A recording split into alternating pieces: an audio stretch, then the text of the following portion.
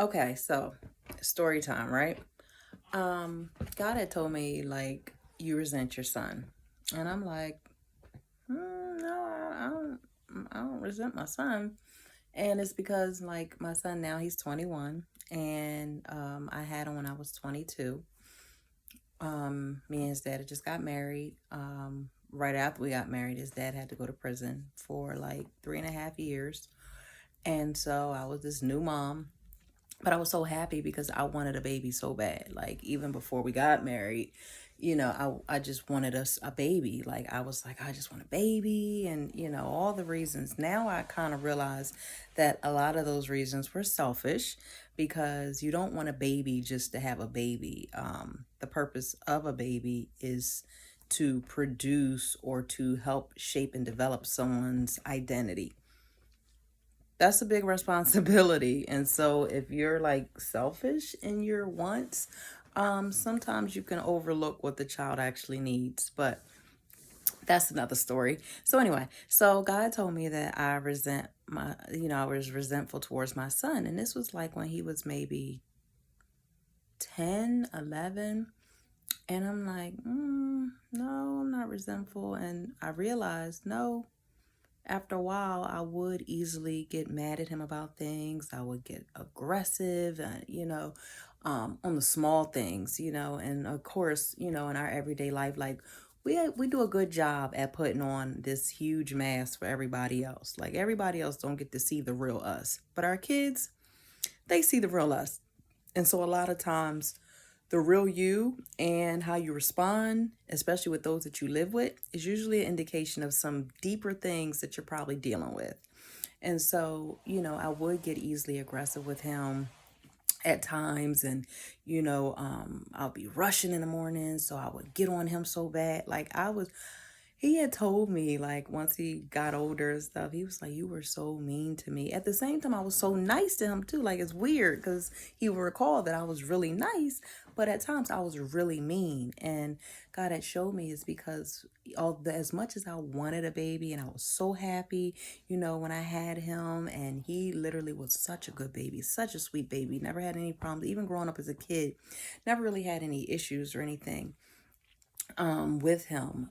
Just such a good kid, love God, just he was such a sweet, I'm not gonna say good because I've been saying that not every child, there's no such thing as good or bad. So let me not say that. Because even the children that we consider bad, they're not bad per se. They just need a little more love, or that's their way of communicating how they feel. But they're not bad. They're just trying to communicate something and they don't know how.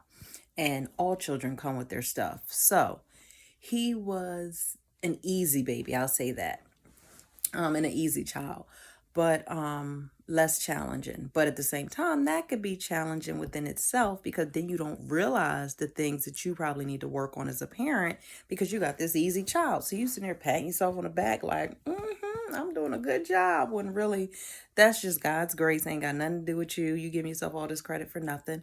When the reality of it is, God is just giving you grace, really grace to prepare you for the second child that comes, because my daughter really showed me just how many things that I needed to work on that I didn't even realize I needed to work on, because again with my first child I'm thinking piece of cake, right?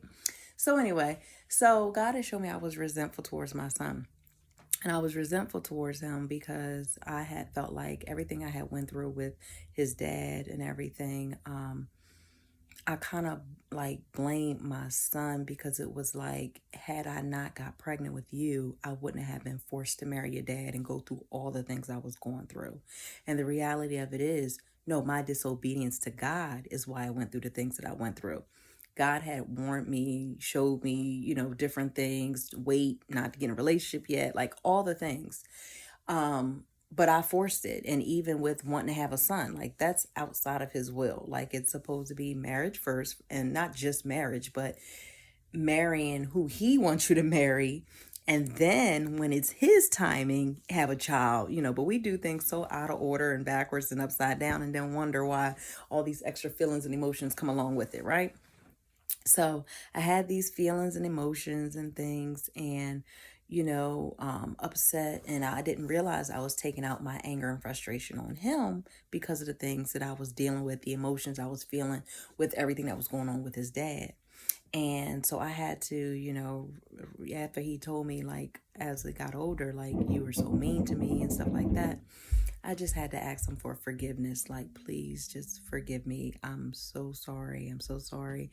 And he would tell me, like, Mom, I've been forgave you. He's like, you need to get over and forgive yourself.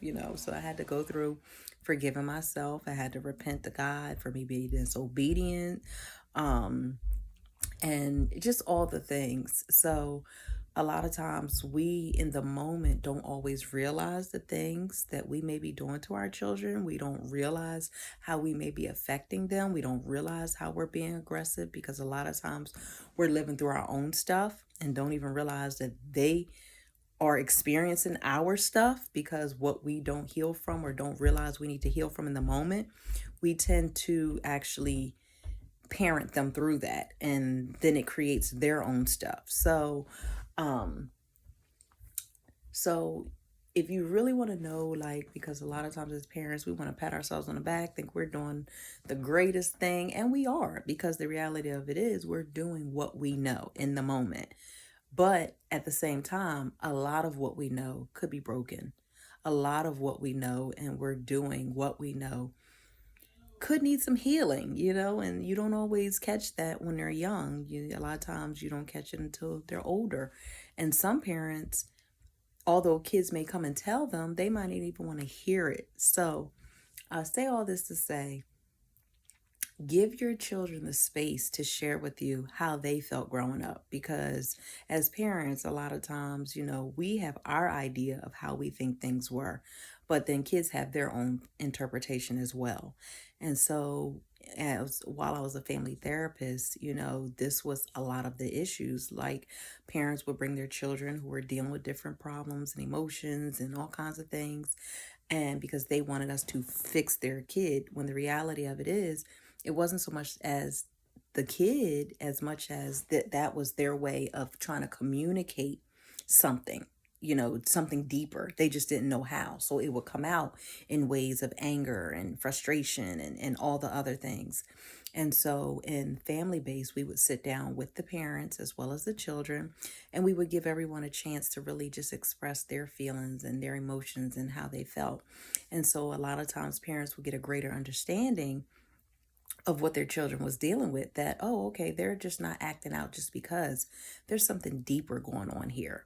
And I learned that myself when I was dealing with stuff with my daughter. God had told me a long time ago to look past the action and see what the unmet need is, because that's how God deals with us. Like, when we're out here just doing what we're doing, God is looking past the action and he's seeing what the unmet need is in us, in our heart. He's seeing, okay, they need just to know me a little more. They need to receive my love.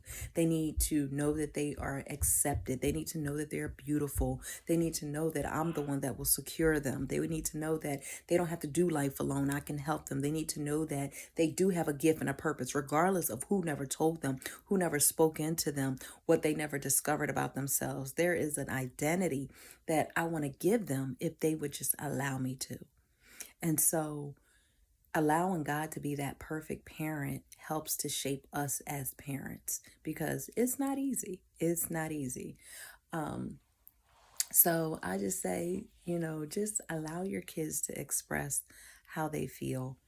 Um, it's not going to always feel good, because again, as parents, a lot of times we just want to pat ourselves on the back and we think that we the best things in sliced bread, when the reality of it is sometimes we need to hear some uncomfortable things. Sometimes we need to hear some things that may not feel good, but it may be the very thing that we need to wake us up to a reality of areas in us that we didn't even realize we were dealing with, in addition to paying attention when God is trying to show us stuff. Because like I said, long before my son said anything, God had told me I was resentful towards my son. God will show you in different things, in different ways, and through different people. And so we just got to be paying attention. We always have to be in a place where we're seeking God.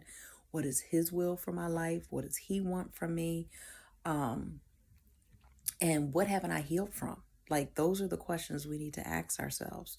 What haven't I healed from? And What could I be holding on to? Um, you know, just asking the questions, because it'll answer a lot of the things that we deal with, a lot of the problems that we deal with, we don't realize are connected to deeper things that we haven't dealt with. So let's get to the root. Let's heal.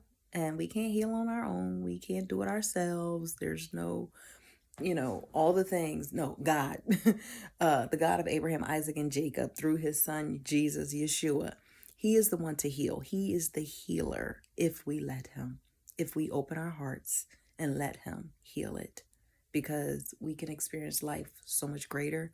We can experience so much peace, and we can finally discover who we truly are, not who the world says we are, not what our past experiences have shaped us to be. All right, so until my next video, like, share, subscribe, and even leave me a comment if you've experienced this, if you're a parent or if you were a child with parents who allowed you to share, or maybe they didn't allow you to share and you realize things. Because again, like I always tell a lot of my parents, our experience through our child's eyes is totally different, or their experience and our experience is two different experiences, and we living in the same experience at the same time, but it's two totally different perspectives. So I will see you all on my next video. All right, bye.